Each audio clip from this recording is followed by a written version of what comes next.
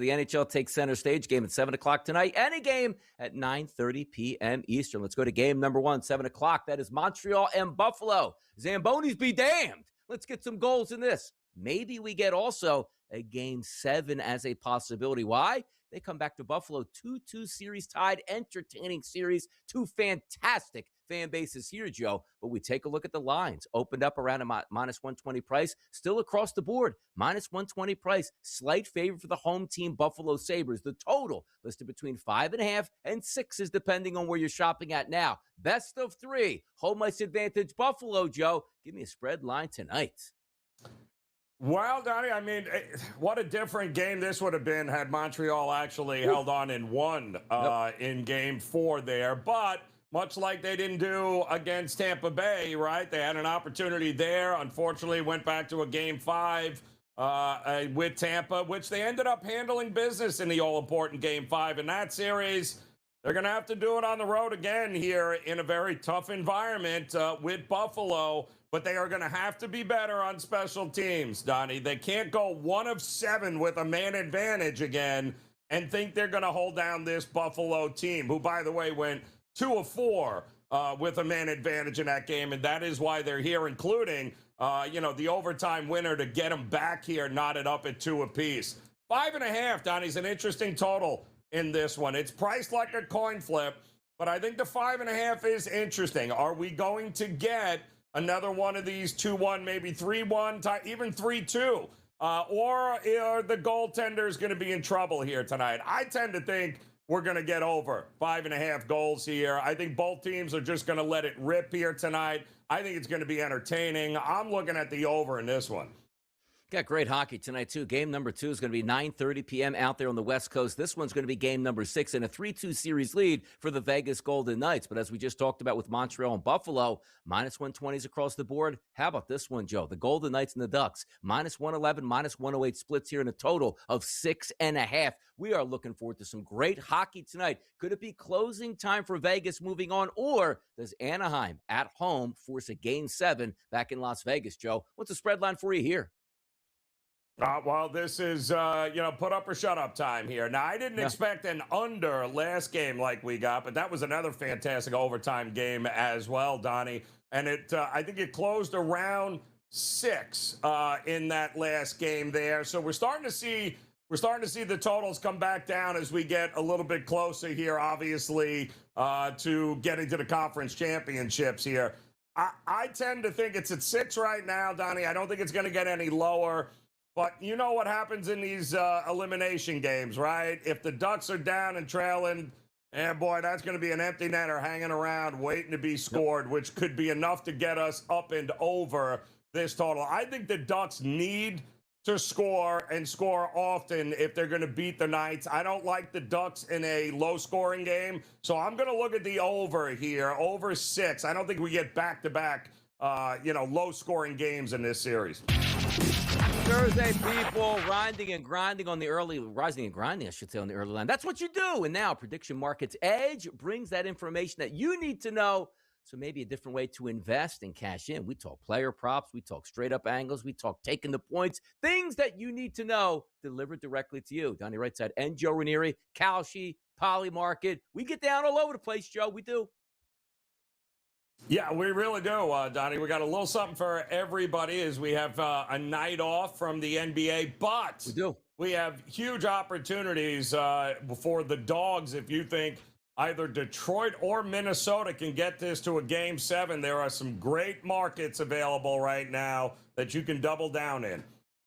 Exactly. Now, Joe, some of the best advice that I used to like to give out to people. So, you know what? How do you handle sports gambling and handicapping and the predictive markets? And it's simple.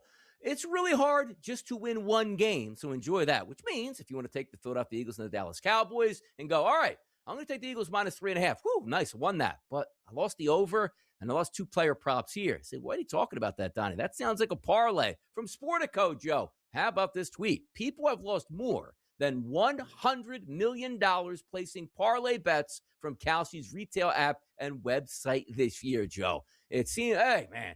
$10 bet, win 6 different ways, get back $600. Ooh, that's a lot of fun until you realize, like, wait a second, man. I got to win 6 games in order to cash this ticket in. Just pick the one game out, Joe. Parlays, that lottery ticket that seemed like a lot of fun.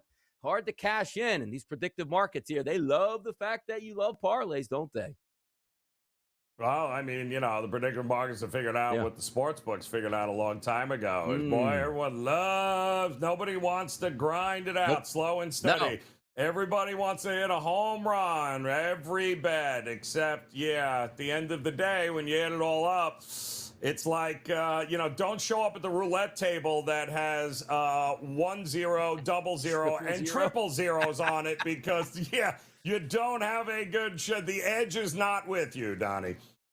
And by the way, real quick side point: how do casinos get away with 0, 00, and triple? I mean, it's almost like saying like, "Hey, we're just going to steal your money." Where blackjack used to be very profitable when you got it, now it's like we're barely going to pay you on that one as well. Come on, people, stand together. Stop taking the parlays here. But Joe, if you want to take a parlay, that's certainly up to you. Let's get to the Kalshi marketplace and talk a little NHL action in the series that I've been enjoying just like the rest of the nation. It's the Montreal Canadiens and it's the Buffalo Sabres. They're even up heading back to Buffalo tonight for a big-time game number 5. Look at the Kalshi marketplace right now live, Joe. 51% Buffalo, 49% Montreal. Those are the probabilities to win that game tonight. Even Steven as it looks, Joe. Canadiens, Sabres tonight. Listen, this has been a fun series with 2 fan bases that have not had a lot to be excited about over the years, Donnie, but they're going to have something to be excited about now as the now knotted up at 2 apiece, going back to Buffalo. The Canadiens just did this. They did it with the Tampa Bay series where they had to go back to Tampa. They handled business there, eventually won it in 7.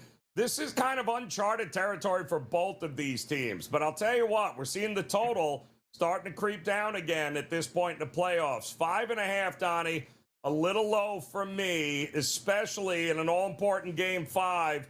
I think both of these offenses are more than capable of finding the back of the net. I like the over. I think we get 6 or more goals here. So if you can find, 5.5 to the over, maybe even team totals over, I'm all right with that.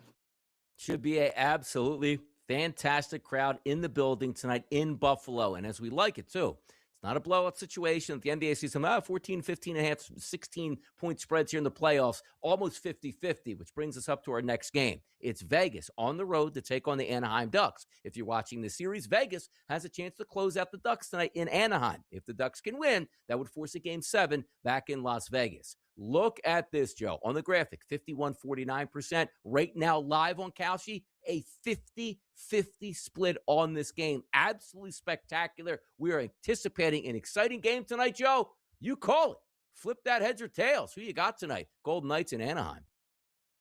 Well, this was a series, Donnie, we also looked at the total originally and said, man, I don't want to sweat out a whole lot of unders in this series. And we got a pretty good one there last game. 3-2 is what that game ended up. And Vegas, has an opportunity now to get it done. But it's not going to be easy. And you know what happens in these elimination games, especially given the fact that Vegas lost Brandon McNabb, one of their best defensemen, especially on the blue line. He's been suspended for a cheap shot that he gave one of the Anaheim forwards there in Game 5. So they're going to be a little shorthanded.